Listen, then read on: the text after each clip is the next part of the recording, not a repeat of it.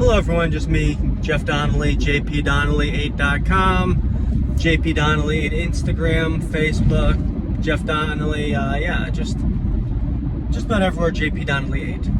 So, also PayPal, JP Donnelly 8 if you want to donate. And I'm the author of Emotion and Political Repression, The True Tale of Massachusetts Bohemian, detailing my downfall when I started running for Congress in Massachusetts as a commonsense Republican. Yeah, go figure. Not the smartest decision I ever made. So, I've been thinking about this school shooting that happened in Texas a couple days back. And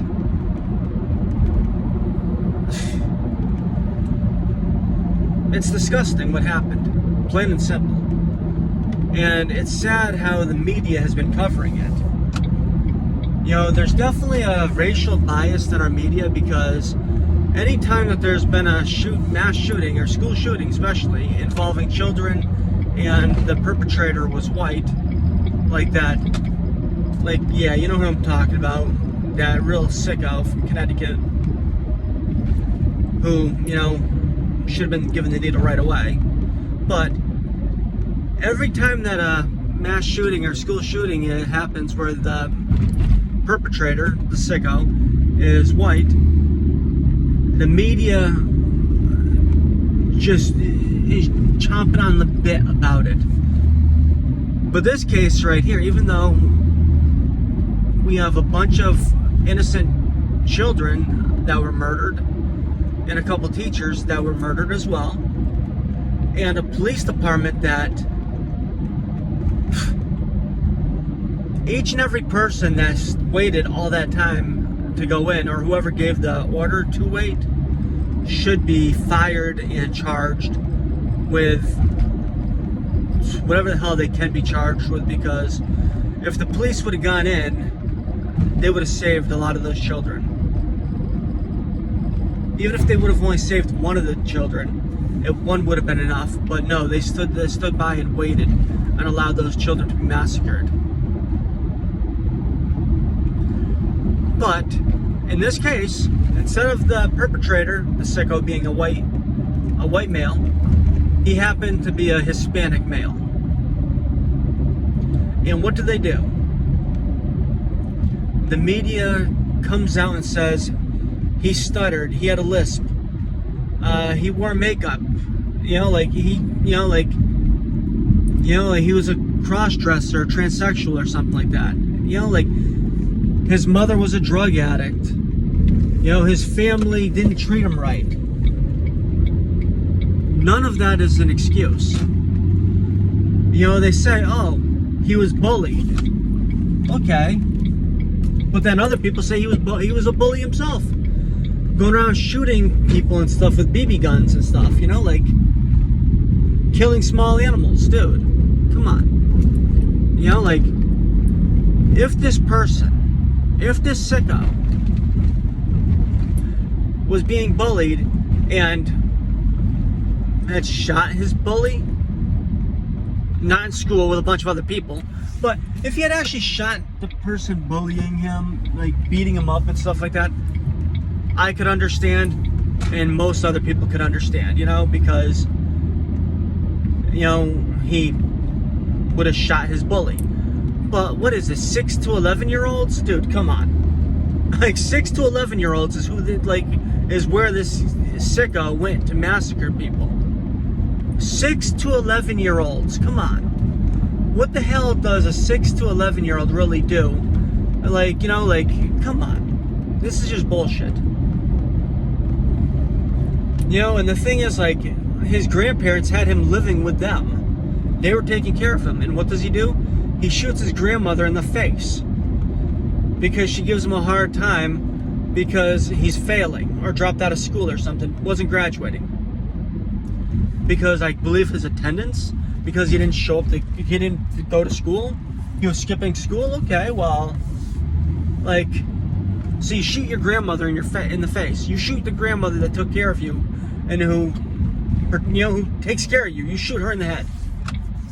And that gets me really pissed too, because my grandparents raised me. My grandparents took care of me. I love my grandparents with all my heart, you know?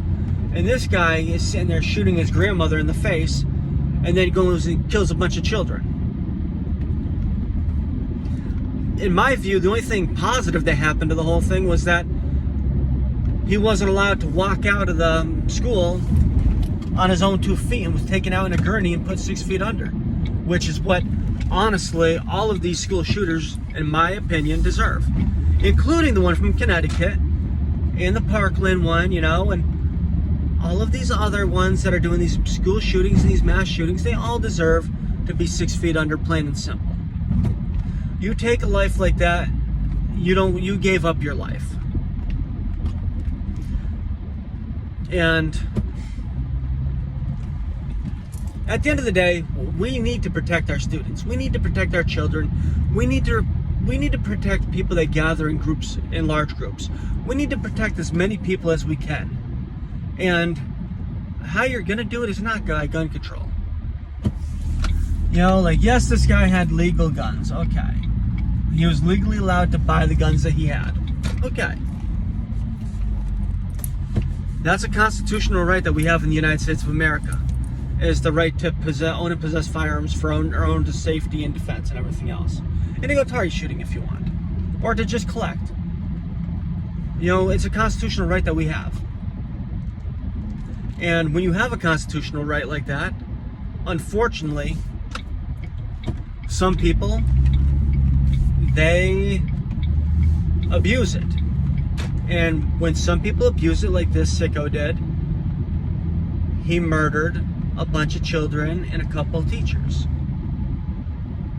Does that mean that law-abiding citizens should lose their ability to own firearms because there are sickos in this world who will use firearms in order to cause mayhem and murder? Absolutely not.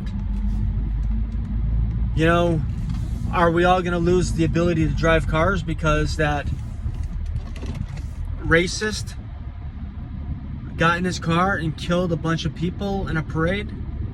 Does that mean we can't own cars anymore? Oh yeah, just, you know, I am wearing a seatbelt. It's around my waist. Just so none of you like talk shit and get mad about that. Okay, so cars. We have a sicko that plowed through a bunch of people in a parade because they were white, and he was racist against white people.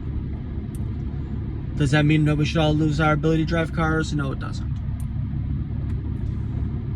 But then again, if you look at a graduation party that happened a couple days ago as well, where an individual, once again with an AR-15, I believe it was, opened fire at the graduation party, and a law-abiding citizen, well, I'm not sure if they were a legal gun owner or not, but let's just say that they were a legal gun owner.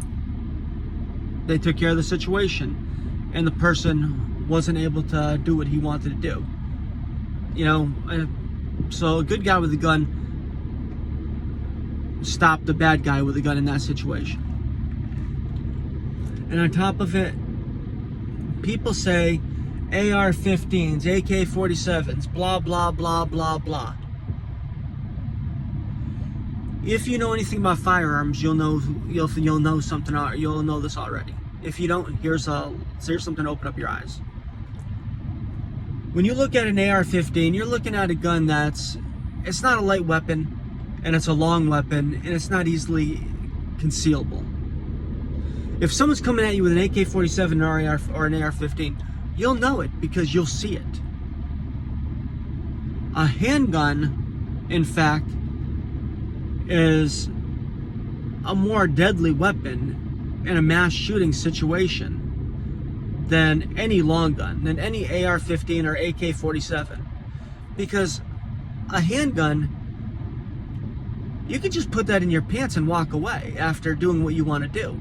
Or you could walk into an environment and no one will even know that you have the handgun on you until you start shooting, and then you could put the handgun away and walk out.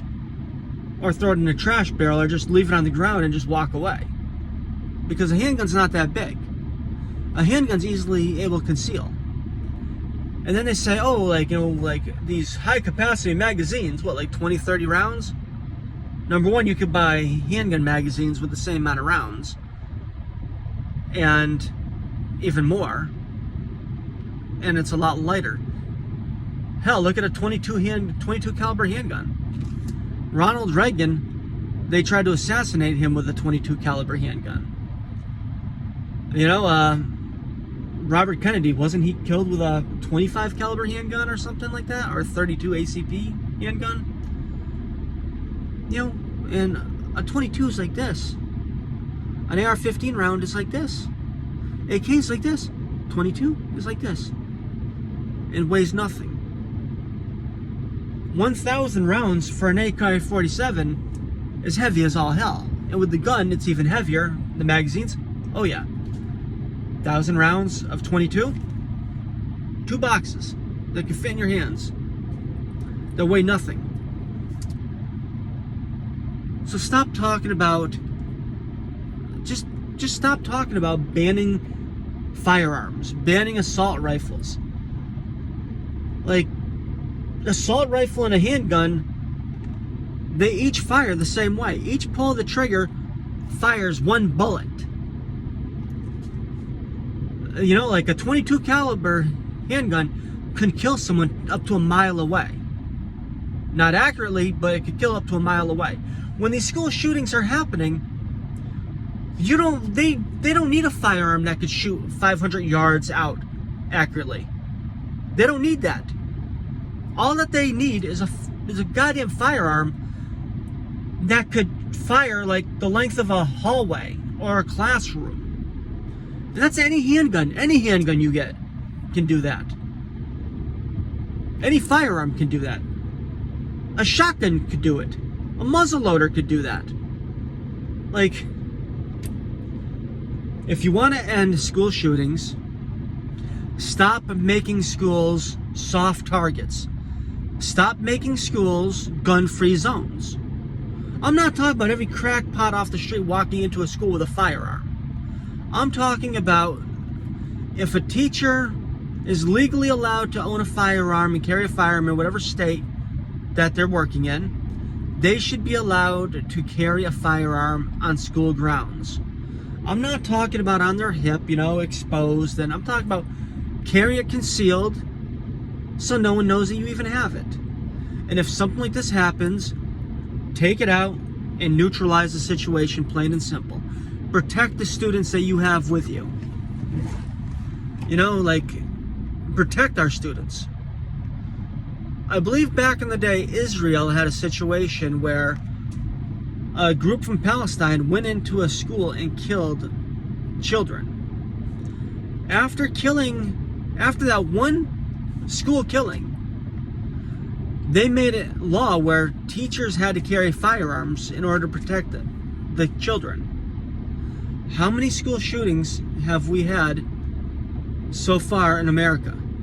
Yet, the politicians blame guns and take no actions at all to fix and repair and protect our students. Why don't they say no more gun-free zones and allow teachers to legally carry firearms in protection of our most vulnerable citizens, our youth? Why not allow this? If we trust teachers to be alone with the students, why do we not trust teachers who are lawfully able and allowed to own firearms to carry firearms if they so choose? And if you say a teacher doesn't qualify to own a firearm for whatever reason, then that teacher shouldn't be a teacher, plain and simple. Like, if you can't, if the government doesn't find you suitable to own a firearm, they shouldn't find you suitable to be a teacher, plain and simple. So at the end of the day, stop blaming guns, get rid of schools, get rid of these gun-free zones, and allow teachers to carry. And hopefully, we'll see less or no future school shootings. You know, like,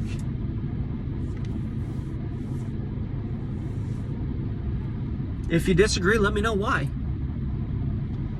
Like, let me know why you don't believe that teachers are capable of, or trust that, or we trust, or you don't trust teachers enough to let them carry a firearm.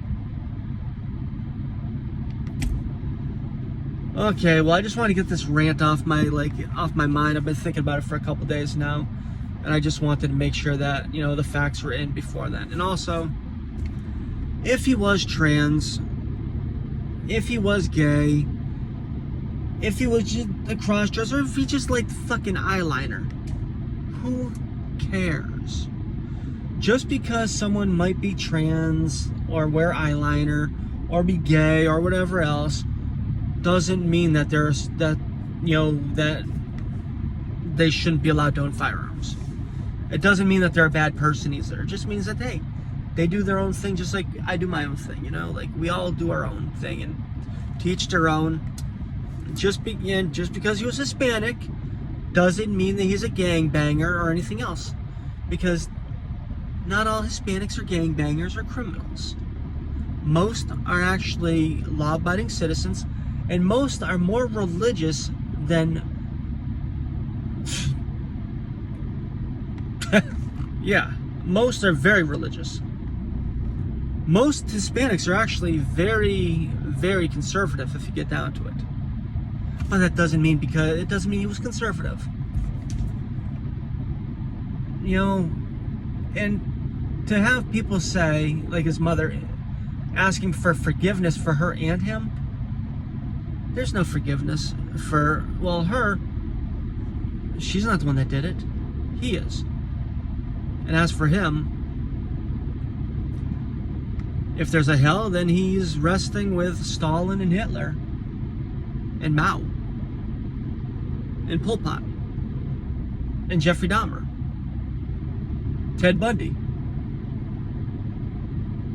Charlie Manson, and all those other horrible, horrible people, because that's where he belongs. Okay, well, donations can be sent to jpdonnelly8@aol.com, PayPal. My book, Raw Emotion and Political Repression, can be purchased through PayPal, through my website, jpdonnelly8.com, or through person to person. The book is like $20, $5 shipping and handling. You buy it straight from me, you save the money on the shipping and handling. It's on eBay too, but of course full price on eBay, because I gotta pay the fees and shit. Okay, once again, have a great day.